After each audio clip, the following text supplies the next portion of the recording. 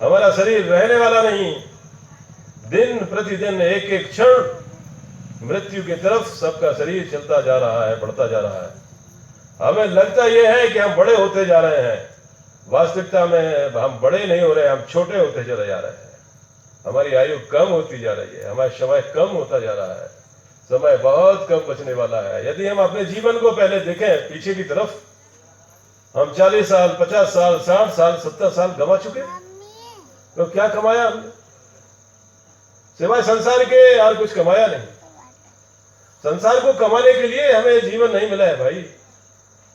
संसार तो जीवन तो इसलिए मिला है कि इस जीवन की पूर्ति, उदर पूर्ति के लिए और ठीक ठिकाना अपना जीवन सुखमय आनंदमय बनाते हुए और जीवन के उपयोगी जो चीजें हैं वो हम हासिल करें और अपने जीवन में अपना हमारा लक्ष्य जो है, महालक्ष्य है, वो है हमारे जीवन में हम ऐसे जिए और ऐसे काम करें और इस खोज में हम आगे बढ़ें कि जिससे हमारा कल्याण हो। कल्याण किसमें है? कल्याण शरीर का कल्याण हो, शरीर का जीव का कल्याण हो, जीव के परे आत्मा का कल्याण हो। 3 स्टेप है हमारे जीवन की। हमारा त्रिमुखी जीवन है। एक जीवन हम शरीर से जीते हैं, दूसरा जीवन हम हमारे मन बुद्धि चित्त से जीते हैं जिसको जीव कहते हैं, तीसरा जीवन मन बुद्धि और जीव के परे जो चेतन सत्ता है उसमें जीते हैं। इस चेतन सत्ता के पीछे और एक सत्ता है जो चौथी सत्ता है, जो आनंदमय है, जो कभी बदलती नहीं है। एक शरीर की अवस्था रे अमर संतारी देह, तो वो देह तुम्हारे अंदर ही है, आपके अंदर है, इसी अवस्था में है, इसी शरीर में है, इसी जीवन में है। यदि आप वो एक शरीर की अवस्था को, वो जो अमर अवस्था है, अमर सत्ता है, उसको इस शरीर में रहते हुए यदि प्राप्त कर लेते हो तो इसमें कोई शक नहीं, आपका शरीर छूटने के बाद आप उसी सत्ता में लीन होगे, उसी सत्ता में आप जाओगे। जीते जी हमें उस सत्ता की खोज कर लेना है, और वो सत्ता है काल के सीमा के परे। काल उसको कहते हैं कि जहां चीज खत्म होती जा रही है, खत्म होती जा रही है, बदलती जा रही है, बदलती जा रही है, वो है काल। सत है वो जो तीनों काल में हर समय जो बदलता नहीं, एक जैसा हमेशा रहता है और है, और वो हमारे आप के अंदर है। उस चीज को ही पहचानना, उसमें रमना ही भजन और भक्ति का उद्देश्य है। अध्यात्म का मूल ही यही है। अध्यात्म का मतलब आदि धन आत्मा, आत्मा के परे जो चीज है या आत्मा में रमने का जो खेल है वो अध्यात्म है। हमारे संतों ने इसको पहचाना, महापुरुषों ने इसने पहचाना और इसमें रमे और उन्होंने अपने अनुभव लिखे, अपना ज्ञान दिया, वो ज्ञान को और अपने अनुभव को छोड़ के चले गए। वो हमारे लिए मील का पत्थर बनते हैं। वो बताते हैं कि दिल्ली कितनी दूर है, माइल स्टोन रहता है, उसमें लिखा रहता है 300 किलोमीटर, 1000 किलोमीटर, हमारी यात्रा कितनी पूरी हुई है। तो वो चीज वही है हमारे सामने, आपके सामने प्रस्तुत है। अनंत सिद्धाता सदगुरु सुखराम जी महाराज की अनुभव वाणी, और इस अनुभव वाणी का, इस संप्रदाय का, इस पंथ का, इस सत्ता की उत्पत्ति करने वाले और इस सत्ता को एक मुख्य धारा देने वाले, प्रवाह देने वाले अंत हैं अनंत सिद्धाता दरिया साहब। आइए अनंत सिद्धाता दरिया साहब महाराज के एक पद से प्रारंभ करके अनंत श्री सदगुरु सुखराम जी महाराज की ज्ञान धारा में बहे।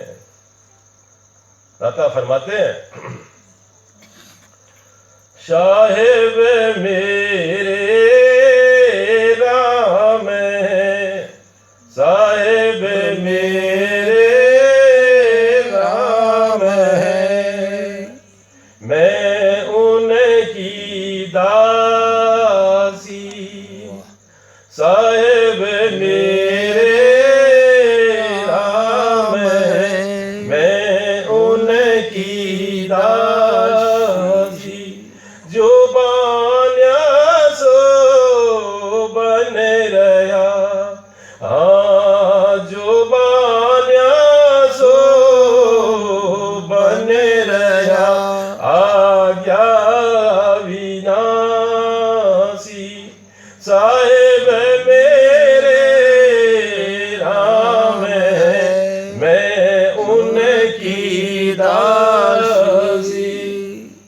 लोग हमारा साथ देंगे तो हमें ज्यादा ताकत आएगी और हमारा मन लगेगा। ये हमारी आपकी सबकी प्रार्थना है, संतों की वाणी है, उनका अनुकरण करना है, हृदयंगम करना है। साहेब मेरे राम है, मैं उनकी दासी। साहेब मेरे राम है, मैं उनकी दासी। जो बान्या सो बने रहा, आज्ञा अविनाशी। अरद उरद कट कवड़ बिच कर तार छिपाया। अरद उरद कट कवड़ बिच कर तार छिपाया। ओ सतगुरु मिल गिर पाकरी, कोई बिरले पाया। सतगुरु मिल गिर पाकरी, कोई बिरले पाया। ओ साहेब मेरे राम है, मैं उनकी दासी। जो बान्या सो बने रहा, आज्ञा अविनाशी। तीन लोक चौदह भवन, तीन लोक चौदह भवन, केवल भरपूरा। तीन लोक चौदह भवन, केवल भरपूरा। हाजिर सो हाजिर सदा, दूरा सो दूरा। हाजिर सो हाजिर सदा, दूरा सो दूरा। साहेब मेरे राम है, मैं उनकी दासी। जो बान्या सो बन रहा, आज्ञा अविनाशी। पाप पुण्य दोए रूप है जी, पाप पुण्य दोए रूप है, उन्हीं की माया। साधन के भरते सदा, परमी भर माया। साधन के भरते सदा, भरमी भर माया। साहेब मेरे राम है, मैं उनकी दासी। जो बान्या सो बन रहा, आज्ञा अविनाशी। जनदरिया एक राम भज, दरिया साहब का संदेश। ओ जनदरिया एक राम भज, भजवे की बारा। ओ जनदरिया एक राम भज, भजवे की बारा। अरे जिन ये भार उठाइया, उनके सिर भारा। जिन ये भार उठाइया, उनके सिर भारा। साहेब मेरे राम है,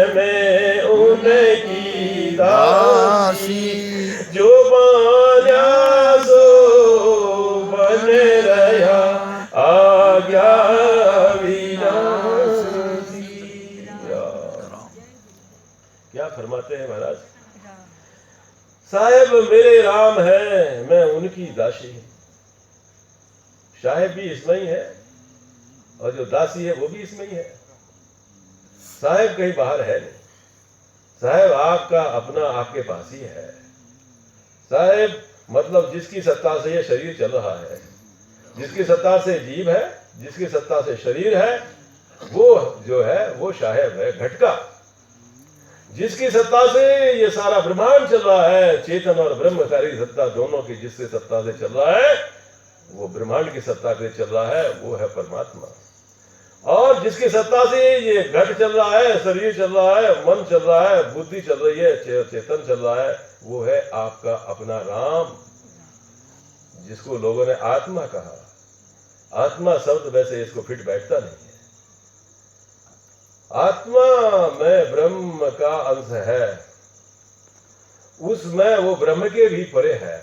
इसलिए सदगुरु सुखराम जी महाराज उसको आत्मा नाम से संबोधित नहीं करते हैं। अनंत श्री दाता भी उसको संबोधित इससे नहीं करते हैं। आत्म अविनाशी, जो अविनाशी सत्ता है, जो तुम्हारी जीवात्मा के परे जो सत्ता है, जो तुम्हारे ब्रह्म और चेतन के परे जो सत्ता है, वो सत्ता सत है, वो सत स्वरूप है, वो आपकी अपनी सत्ता है, वही आपका स्वरूप है।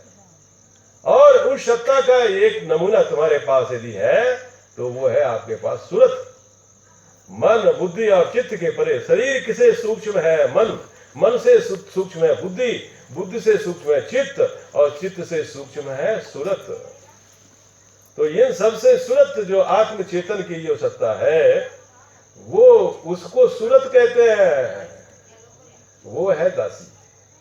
उस सूरत को लगा देना है अपने अविनाशी सत्ता के, जो शरीर जीव ब्रह्म और चेतन के परे जो है, जिसके परे, जिसके वजह से ये चेतन ब्रह्म और ये सारा सिस्टम जो चल रहा है, वो ब्रह्म नहीं है, वो चेतन नहीं है, वो शरीर नहीं है, वो जीव नहीं है। वो कौन है?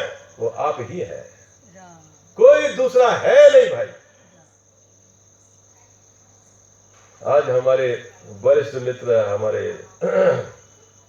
सीनियर, मैं भी रिटायर हो गया हूँ, हमारे भाई साहब भी रिटायर हुए, डीएसपी साहब। हम दोनों चर्चा कर रहे थे, तो जब उन्होंने सुना तो बोले, क्या सिंह साहब ऐसा हो सकता है? उस सत्ता को क्या हम पा सकते हैं?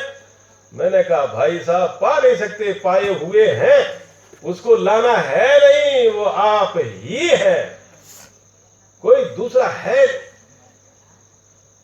ये आप सबके लिए विचारणीय क्वेश्चन है, प्रश्न है। इसके ऊपर जब तक आप विचार करेंगे नहीं, तब तक काम बनेगा नहीं। आपको अपना विचार खुद करना होगा, आपको अपना कल्याण आप ही कर पाएंगे, परमात्मा नहीं कर सकता। यदि परमात्मा का काम होता तो अब तक कर दिया होता कितनों का।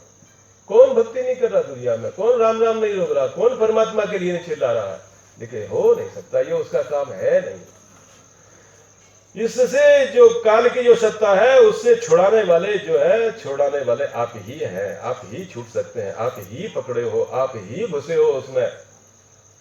उसको अशक्त जान करके और अपने को उसे श्रेष्ठ सत्ता जान करके, इसलिए संतों ने कहा कि भाई ज्ञान सबका सुनो, चेतन की सत्ता जानो, माया की सत्ता जानो, ज्ञान की सत्ता जानो, ब्रह्म की सत्ता जानो, परमात्मा की सत्ता जानो, लेकिन भाई तुम्हारी खुद की सत्ता को तो समझो। आपकी अपनी सत्ता कम नहीं है, आपकी जो सत्ता है वो परमात्मा के ही सत्ता है, आप ही वो है। तो इसलिए दरिया साहब फरमाते हैं, साहेब मेरे राम है। राम यानी कौन? जो रम रहा है इसके अंदर, जो सर्वश्रेष्ठ इसमें सत्ता है, जो रम रही है। एक माया की सत्ता है, माया की सत्ता कौन? पृथ्वी जल अग्नि वायु आकाश, प्रकृति की सत्ता। प्रकृति की सत्ता में थोड़ा भी कम हो गया, पानी कम हो गया शरीर में, तो डॉक्टर बोलता है आओ इधर सलाइन चढ़ानी पड़ेगी, पानी कम हो गया। क्यों भैया, तुम्हारा परमात्मा बचाता क्यों नहीं उस समय? ब्रह्म है ना उसमें, चेतन है ना उसमें, परमात्मा है ना, बचाता नहीं, डॉक्टर बचाता है वो पानी लेकर के। ये शरीर जो है ना, सो प्रकृति की सत्ता से जीवित है, इसको प्रकृति की ही चाहिए, 5 तत्व ही चाहिए, तभी जिंदा रहेगा, नहीं रह सकता है। इसमें तुम्हारा इसका कुछ भी लेना देना नहीं है, आपका इससे कोई संबंध नहीं है, आप इसके यूजर हैं। और भाई साहब मैं तो कहूंगा use and throw, that's all. इससे ज्यादा इसमें लगाओ रहो नहीं, रखो मत। संत दास इस देह की पातल जितनी प्रीत, अरे चाट छूट के फेंक दे ये संतन की रीत। यूज एंड थ्रो जैसा मटेरियल है और इसमें हम ऐसे चिपके हैं, इसमें इतने चिपके हुए हैं कि इसके लिए हम परमात्मा को भूले बैठे हैं, इसके लिए हम हमारी जान लगा देते हैं। मेरे को ऐसा बोला गया, मेरा सम्मान नहीं किया, मेरे पास ये नहीं किया, वो क्या समझता है, ये क्या समझता है। प्रतिस्पर्धा में जीवन जा रहा है, झूठ का जीवन, झूठ मूठ के जीवन, झूठ मूठ का अहंकार, झूठ मूठ का सारा खेल, उसमें हम हमारे जीवन को बर्बाद कर रहे हैं। तो पहली ये चीज है, इस प्रकार से ये तुम्हारा है नहीं, ये प्रकृति का है, संसार का है, तो इसको प्रकृति और संसार के काम में लगाओ, अच्छी बात होगी, तो भला होगा उनका, भला होगा दुनिया का। बाकी ये परमात्मा में जैसे लगाने चीज कोई है नहीं। आंख किसके लिए दिए? देखने के लिए। क्या देख सकता है ये? गो गोचर, गो गोचर जहां लगे मन जाई, सो सब माया जानो भाई। इंद्रियों की जो चीजें हैं, मन भी एक छठी इंद्रिय है, इसलिए उस इंद्रियों गोचर में मन भी लगा दिया है। इंद्रियों से, बुद्धि से, चित्त से जानने वाली जितनी चीजें हैं सब माया की चीज, और माया है। उस माया के बैलेंसिंग के लिए उस माया की चीज माया से देख सकते। आंख से माया की चीज देखी जा सकती है, ब्रह्म को या चेतन को नहीं देखा जा सकता। आंख से मन को नहीं देखा जा सकता। तुम तुम्हारे मन को तुम्हारी आंख से देख सकते क्या? आप अपनी बुद्धि को देख सकते क्या? हमारी बुद्धि को नहीं, तुम्हारी बुद्धि देख लो, तुम्हारा ही मन देख लो, तुम्हारे चित्त देख लो, तुम्हारा ही अहंकार देख लो। किससे देखते हो मन को, बुद्धि को, चित्त को, अहंकार को? तुम्हारी आंखों से, कानों से सुन सकते हो मन को, बुद्धि को, चित्त को, जीभ से चख सकते हो उसको, निराकार है वो। इस निराकार सत्ता को निराकार सत्ता से ही देखना पड़ेगा। और वो क्या है? वो है तुम्हारी सूरत, वो चेतना की, वो सूरत के नेत्रों से उसको देखा जा सकता है, आंखों से नहीं। ऐसे ही परमात्मा निर्गुण निराकार इन चेतन के भी परे है। तो आपको उसको देखने के लिए, उसको जानने के लिए आपको अपने शरीर की उस अवस्था में जाना पड़ेगा।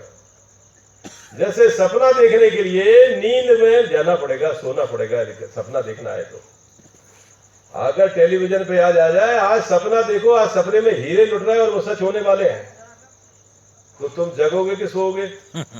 सोना होगा आपको, तभी सपना आएगा। जगते समय सपना नहीं आ सकता।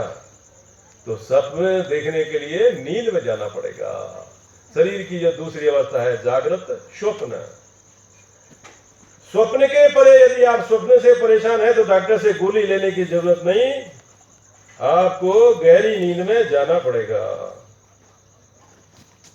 जागृत, स्वप्न, सुषुप्ति, तुरिया, तुरियातीत, ये 5 अवस्थाएं, 5 तुम्हारे शरीर है। अलग अलग शरीर का अलग अलग कार्य है, और उस परमात्मा इन 5 शरीर के परे है।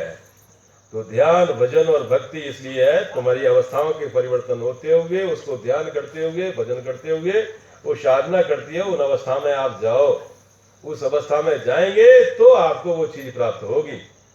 अभी तो हम अपने आप को बुद्धि के स्तर पर लेवल बताने के लिए बात कर रहे हैं। इस चीज को आप सुनो। पहले महाराज ने बताया, प्रथम हम सत्संगत कीनी, शुद्ध बुद्ध अकल ज्ञान सब लीनी।